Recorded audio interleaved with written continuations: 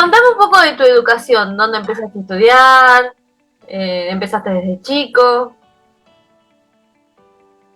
Bueno, sí, empecé formalmente en Éter, ahora tengo la fecha más aceitada, a ver, en el 2006, que fue la primera camada de periodistas deportivos, digamos, de Éter, que hasta ahí en una escuela íntegra de locución, de producción de radio, pero no tenía periodismo deportivo, y yo había tenido un acercamiento por un seminario de relato que había hecho el año anterior, porque yo ya relataba desde más chico.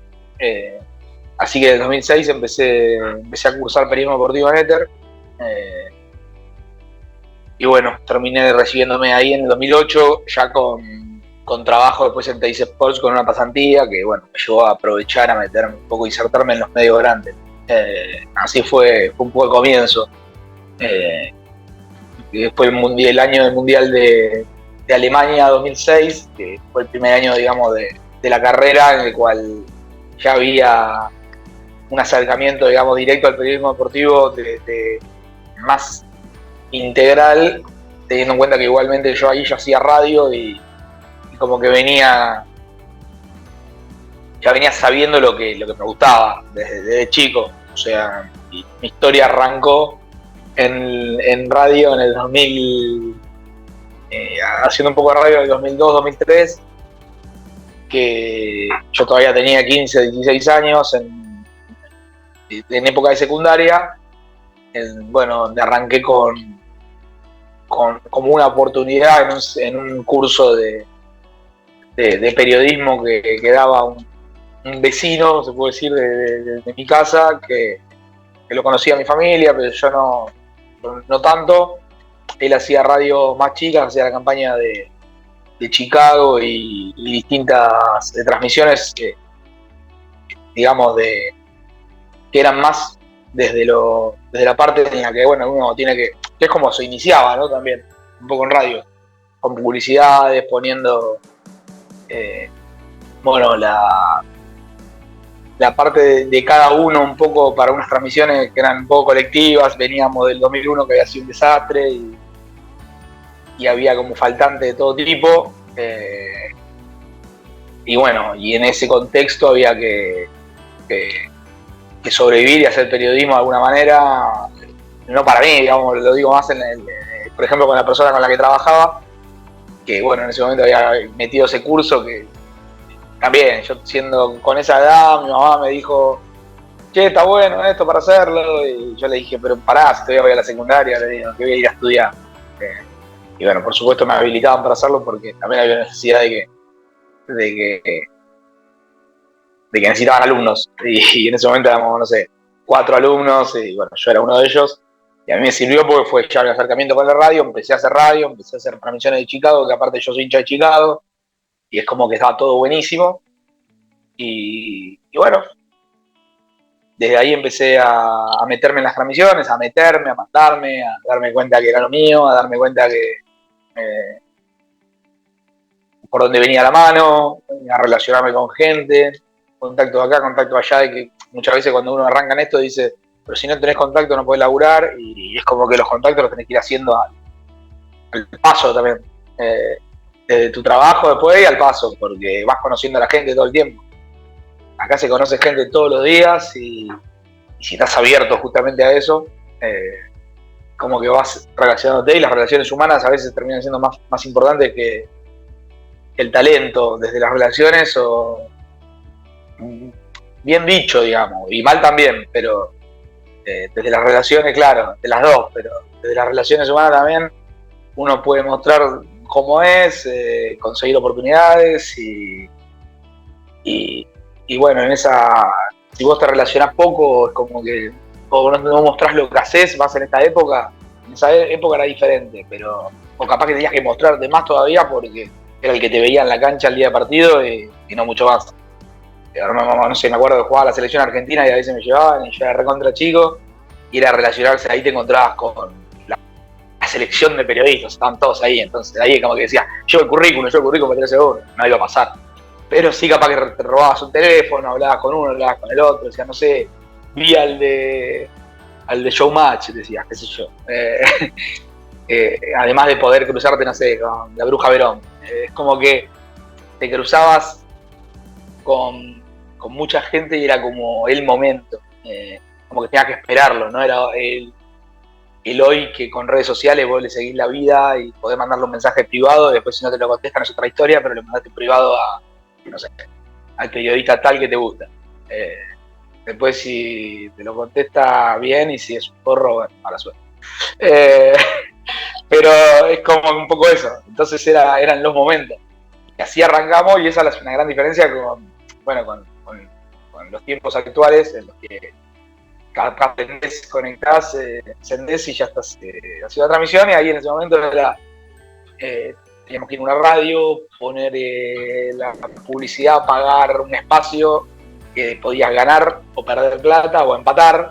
Mi lema siempre fue no perder, digamos, tratar de por lo menos empatar, entonces salía, iba a la bicicleta, agarraba las publicidades y me alcanzaba para poder pagar ese espacio. Y bueno, la remamos, siempre fue como que la remamos demasiado. Pero así fue más o menos el inicio. Cuando arranqué a estudiar ya tenía el acercamiento a partir de ese curso y a partir de poder hacer radio con distintas transmisiones o para algún programita también que había ya innovado. Bien. ¿Cómo fuiste viviendo el avance así de la tecnología, de los medios de comunicación también en torno a tu trabajo? Y a mí me pasó que agarré, digamos, en 2010, cuando yo ya me quedé, a mí me pasa que entro en Trace Sport en 2008 con una pasantía. Logro quedarme por haber trabajado bien.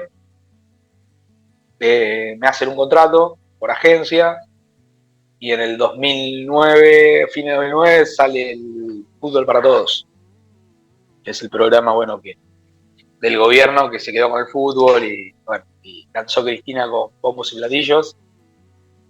Y a partir de ese anuncio, Teis Sports, que era la señal en la que yo trabajaba y tenía todo, es como que pierde, cae en desgracia. Que no fue tan así, pero bueno, obviamente siempre para el empresario cuando pierde plata y aparte pierde derechos, cae en desgracia. Entonces, por eso hoy sigue existiendo y sigue transmitiendo mundial, o sea, porque no fue que cayó tan en desgracia, pero en ese momento era como el fin del mundo. Entonces, bueno, cuestión que era un canal con 450 empleados, no sé, sobraban algunos, pero eran esa cantidad, y terminaron reduciendo a 270, 280. Y bueno, yo tenía el contrato ahí medio en el aire, entonces no tenía mucho de qué aferrarme, y se recontra pibe, y bueno, me quedé sin trabajo ese momento. Entonces a partir de ahí me tuve que salir a buscar, por supuesto, algo, y después de unos meses conseguí Infobae, que se lanzaba con Infobae América, y Infobae siempre fue un poco eso, lo digital, un paso adelante. O sea, estamos hablando del 2010, y ya Infobae lanzaba un medio nuevo, o mejor dicho, le añadía a su Infobae clásico un medio que llegaba más directo a América. Entonces le tuve una nueva señal, se venía el mundial y yo empecé a trabajar ya ahí de lo digital. Y la verdad que a mí, por un lado, me quería morir de trabajar ahí porque no era nada que ver a Teis Sports, desde lo humano hasta ganar 4 veces menos, capaz, si se quedó con un contrato allá en el canal. Pero bueno, servía desde la experiencia gráfica. A mí nunca tampoco me había gustado mucho meterme en gráfica, pero a su vez nunca había hecho diario, entonces era bueno, un diario digital, y era empezar a trabajar con eso, y a meterme más en eso. Así que bueno, me he ido renegando a los ponchazos, pero a los golpes fuimos ahí aprendiendo a trabajar en lo digital, en ese diario digital, en ese diario que era, en cuanto a funcionamiento, era una reacción de Clarín, pero salía en digital en vez de salir en papel, más en ese momento. Y bueno, y ahí medio que coincidía con la muerte del papel, que decíamos, no va a haber más diario. Bueno, el diario hasta hoy sigue existiendo, por supuesto se vende muchísimo menos, pero sigue siendo un clásico en en muchos hogares o trabajos y bueno, empezamos un poco a convivir con eso, de dejar el papel para ir al digital, fue más o menos por esa época, que ya empezaba un poquito antes también, pero en esa época, como te digo, Infobae siempre estaba un poco avanzado, entonces Infobae empezó como a subir ahí. De hecho me acuerdo que Infobae no era el más leído en 2010, creo que era Clarín o La Nación, porque se mantenía esa tradición que decía, y que empezó a cada día tener más número, y a posicionarse como hoy el líder de lectura, de mercado, de vista, bueno, como lo quieras llamar.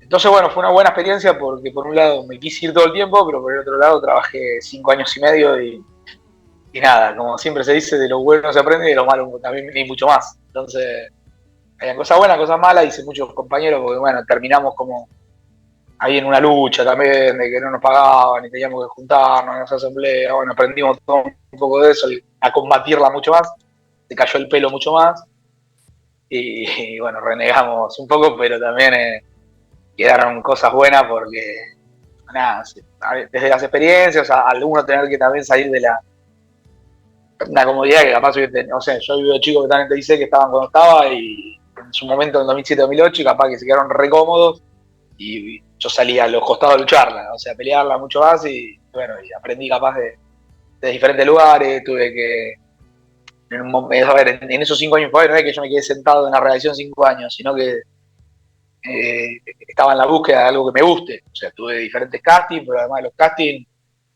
me mantenía muy activo en redes y en todo lo digital porque era una manera también de mantenerme con esa gente que me había quedado de contacto en Teis Sports, en torneos, cuando me habían recomendado para ir. Empecé a hacer radio, tenía transmisiones, digamos, primero seguía las transmisiones con el que había empezado todo esto, que siempre también en algún lado se posicionaba y hacía transmisiones, entonces a veces relataba partidos con él, a veces iba a acompañarlo a hacer campo de juego, vestuario, que era lo que había empezado en su momento. Después empecé con mi transmisión propia, que relataba partidos y empecé a dar clases en Ether y unos chicos tenían inquietud de hacer una transmisión, entonces le dije, pará, ¿cuántos son? ¿3, 4? Bueno, yo tengo 3, 4 amigos también con los que queremos juntarnos, nos juntamos todos y empezamos la transmisión todos juntos. Estuvo bueno, estuvimos 2 años, qué sé yo. Ahí un poco lideré también, entonces es como que también desde ahí aprendí un montón de cosas también. Así que bueno, fue como un aprendizaje constante, que estuvo bueno. Y bueno, fue todo en relación a la evolucionando permanentemente también con lo digital, porque todo llevaba que tenías que seguir con, o sea, no era el producto radial y nada más, era el producto radial, más lo que ponías en Twitter, más lo que ponías en Facebook, cómo crecía de YouTube, cómo crecías, tenías que estar atento a todo, y más también liderando como que tenía que impulsar un poco todo o ver cómo funcionaba cada cosa mejor. Después con Infobae relacionamos, no sé, era Ascenso Rock el proyecto, era fútbol de ascenso como que siempre estuve y rock que siempre me gustó y bueno, nos relacionamos con gente que estaba con gente que también le interesaba. Entonces metíamos por un lado partidos de fútbol y por otro lado metíamos una banda de rock en el estudio todos los fines de semana. Y había que hacer las dobles y estar ahí y bueno, entonces buscar la gente que estaba capacitada también para hacerlo. Estuvo bueno, fue un recontra desafío, estuvo bien y aprendí un montón. Así que bueno, y más relaciones, que esto permanentemente. Con más gente trabajaba, más gente te cruzaba, después más gente tenés para también para compartir o para incluso, siempre le digo, capaz que ahora estaba dando clases en la Universidad de La Matanza y le decía a los chicos, mañana pueden ser ustedes mi jefe, o sea, así. Esto es muy dinámico. O yo te puedo enseñar algo y vos podés tener otra fórmula que es más exitosa, ¿no? Como que no hay algo exacto acá. Un poco eso. Bien. ¿Cómo te llevas o cuál es tu opinión respecto a los nuevos influencers que se quieren meter en esto y le meten para adelante y van y buscan? Tal vez no tienen toda la experiencia, pero le están poniendo mucha garra. ¿Cuál es tu opinión respecto a ellos? Y es un poco eso que te estaba diciendo, en el hecho de la evolución, vos hoy no tenés algo exacto como para decir, no, yo soy el periodista y esto se hace como digo yo, como estaba escrito en los libros, como me enseñó tal. Es tan dinámico que cambia todos los días y te enseñan ellos a vos. un montón de cosas. Nosotros los miramos a los influencers para decir, a ver, ¿cómo hace este para tener tanta atención o para que le vaya tan bien? Pero yo creo que se fusionan, que se relacionan, no es... a ver, yo he visto periodistas agarrársela con los influencers, diciendo, vos te querés ser periodista, y bueno, los jugadores van con ellos y jodete, y porque les gusta y les cae mejor, algo habremos hecho más nosotros para que nosotros los jugadores no nos den bola y ellos sí, o distinto. Incluso a veces el periodista se mete en el rol del influencer o en vez de hacer una pregunta se mete más en lo sentimental y más en lo que puede hacer un influencer, y capaz que es más influencer que periodista, pero ¿dónde está escrito? ¿Dónde está determinado? Y le va bien y a la gente le gusta eso y fuiste, o sea, te gusta, listo. O sea, no. Entonces creo que hay que convivir permanentemente. Obviamente, quizás el influencer no va a tener la formación que puede tener un periodista integral de un montón de cosas. No quiere decir que trabaje menos o que sea más vago. O que... Es diferente, distinto. Y es aceptarlo y es hacer las cosas de otro lugar. Después, es cierto que hoy ocupan roles o quitan lugares, quizás de algún lado al periodista, probablemente de una credencial o de que un medio contrate al influencer en vez de contratar a alguien que estudia periodismo. Pero va más, vuelve a lo mismo, vuelve un poco a la demanda, a lo que gusta, y si nosotros somos periodistas y nos tenemos que tirar un poquito al influencer, tirémonos, y si no nos sale, mala suerte, digamos. No. Son las épocas, es como cuando el periodista reniega de que en las transmisiones meten a exjugadores. Y bueno, te llevan a un mundial a un exjugador y vos decís, pues yo soy un periodista y otro es exjugador. Y bueno, si el productor quiere llevar a un exjugador, ¿qué cree que haga? No. Lamentablemente no fui exjugador, o sea, no fui jugador, hoy no soy ex, y yo soy esto. Después, bueno, me elegirán por esto o no me elegirán, y creo que la clave sí en el periodista es, como hace el youtuber un poco, o el influencer, o el que está un poco más en eso específicamente, es que justamente ese influencer tiene un foco claro de lo que quiere hacer un poco. Sacando que le pueden pintar un montón de cosas, él sabe que, no sé, que se pone frente a un micrófono en Twitch y es eso su ¿cómo es? Ahí está su nicho y es su función y es a lo que apunta y a ver, de la manera que lo hace, y nosotros capaz que con el periodismo estamos, bueno, pero yo quiero hacer producción, quiero relatar, quiero escribir en el diario, quiero. Como que queremos abarcar un montón de cosas a la vez y no hacemos foco en una, capaz. Y bueno, y creo que sí es clave focalizar un poco en qué queremos. O sea, a mí me pasó que me moví afortunadamente porque vas aprendiendo, por radio, gráfica, televisión, producción y aire, digamos. Y todo eso hace que vos vayas descubriendo, pero en un momento tenés que optar, ¿sí? O decir, no sé, soy productor y me quedo atrás de pantalla, o si voy a pantalla sé con las condiciones que voy y las cosas que tengo que aceptar y no, y que va a ser más difícil el camino y que te van a probablemente golpear más de algún lado, porque siempre que sale en pantalla va a ser más criticado que el que está atrás. O sea, nosotros, por decisión del productor, pusimos al aire algo que es un desastre y el productor nadie sabe quién es. O sea, la pantalla está totalmente expuesto y es una línea muy delgada. Después está marcado, digamos, un poco pasado y en varias situaciones. Y bueno, por eso, el que va a pantalla como que sabe que, bueno, vos te pones a esto y listo. El influencer también sabe que tiene menos que perder, digamos, probablemente. Y más que sus propios jefes. No tiene uno en la mayoría de los casos. O sea, no es que tiene alguien que le está diciendo, no, hace esto, anda por acá, anda por allá. Va por donde se le canta y sale, y si no sale, no sale. Entonces, bueno, ese lugar también tiene menos presión. También es cierto que nadie va a empezar ganando un montón de plata y muchos tienen que aceptarlo. Después, que probablemente, bueno, eso crezca o que probablemente no, pero como te decía antes, o sea, con la radio, nosotros cuando arrancábamos era la única manera y teníamos que pagar y acá aprendiste y arrancaste y después si ganás, ganás y si no ganás, no ganás. por un lado, ¿no? Entonces esa parte es la positiva también un poco de los que no se ponen a transmitir hoy por Twitch o por YouTube o por Instagram o por donde sea y en definitiva están haciendo un poco de periodismo o acercándose al periodismo y dando su parecer, bueno, pero es según como lo toca. Yo creo que todos los influencers no son periodistas, entonces como que ahí puede ser el influencer periodista o el influencer influencer, no sé, que es mediático y nada más, que no ni le interesa acercarse al periodismo. Así que eso, creo que hay que convivir todo el tiempo. Bien. Respecto a la violencia en el fútbol, ¿te parece que van a volver los visitantes acá en Argentina? No, definitivamente, no.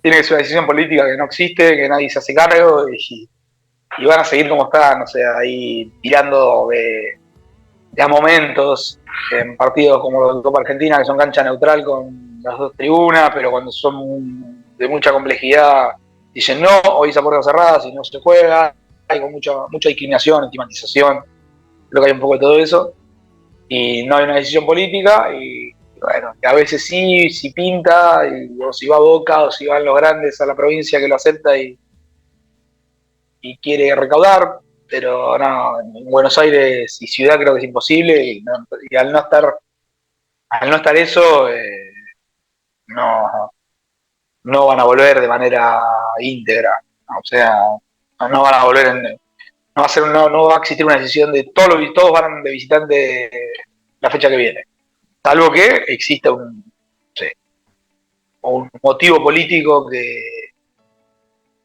lleve a que eso pase, o sea, que digan, no, bueno, tienen que volver porque es una decisión política. Es la única manera. Es como cuando veíamos la selección el otro día tratando de realizar un operativo. Se mezcla ciudad con provincia, con nación y nada sale bien de todo eso. Entonces es imposible. ¿Cómo viviste este mundial o los mundiales que vos considerás más importantes respecto a tu profesión?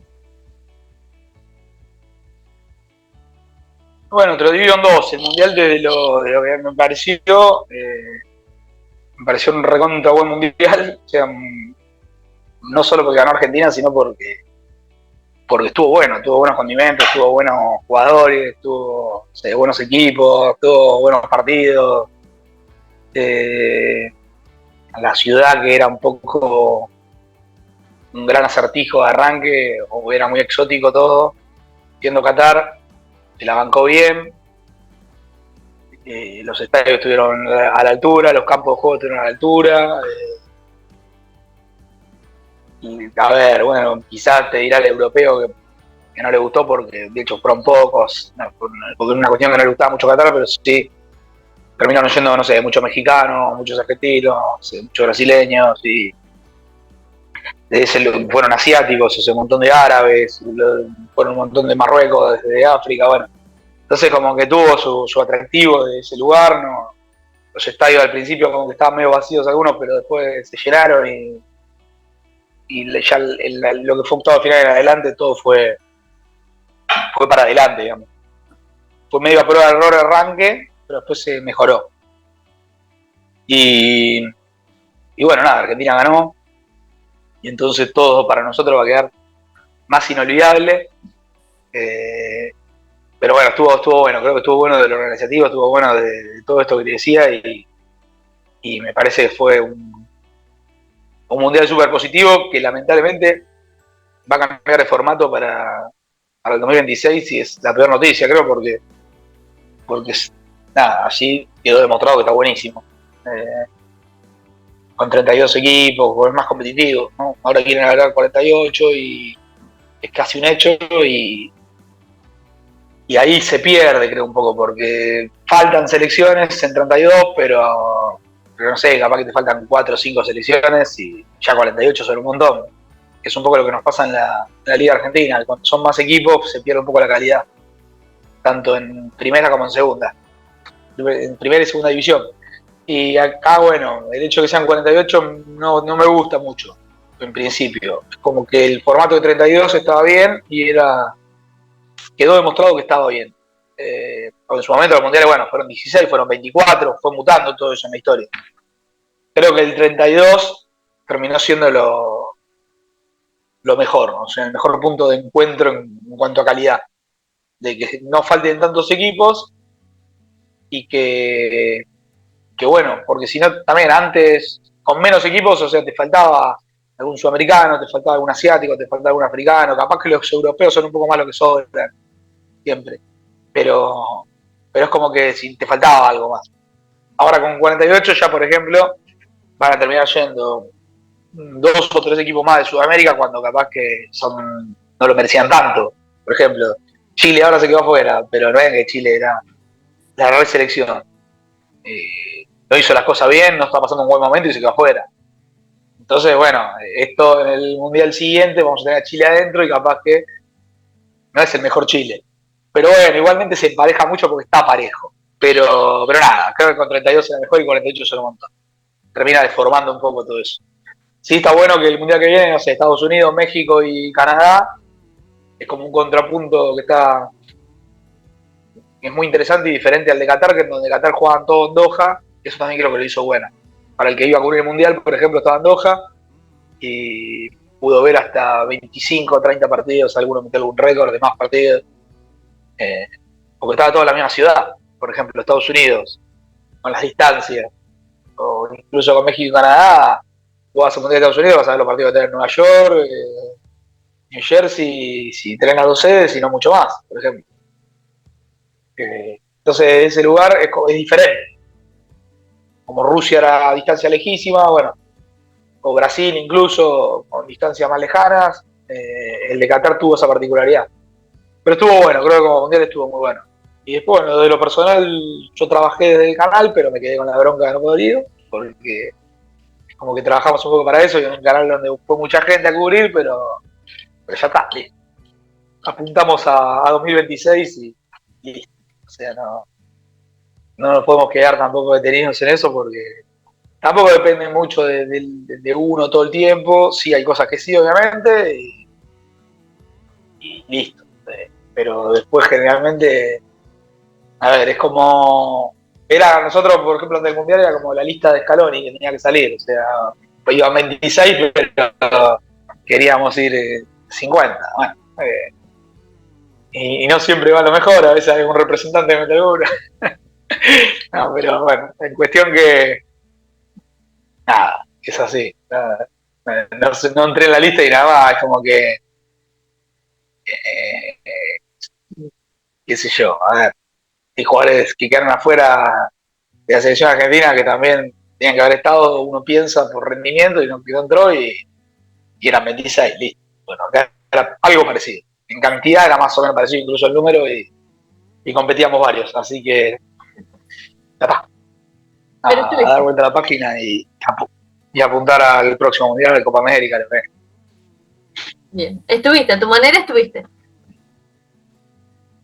Sí, a ver, de la cobertura sí, y yo siempre digo que el Mundial no lo cubre solo el que viaja, sino el que está acá también, aunque luchás contra el que está acá, luchás contra el que piensa que no estás allá no existís, básicamente, y lo que hace acá nada tiene sentido. Un poco pasa, o no te lo van a decir, pero pasa. De la repercusión y de todo punto de vista, más lo que hacemos pantalla, capaz. Más el que hace pantalla.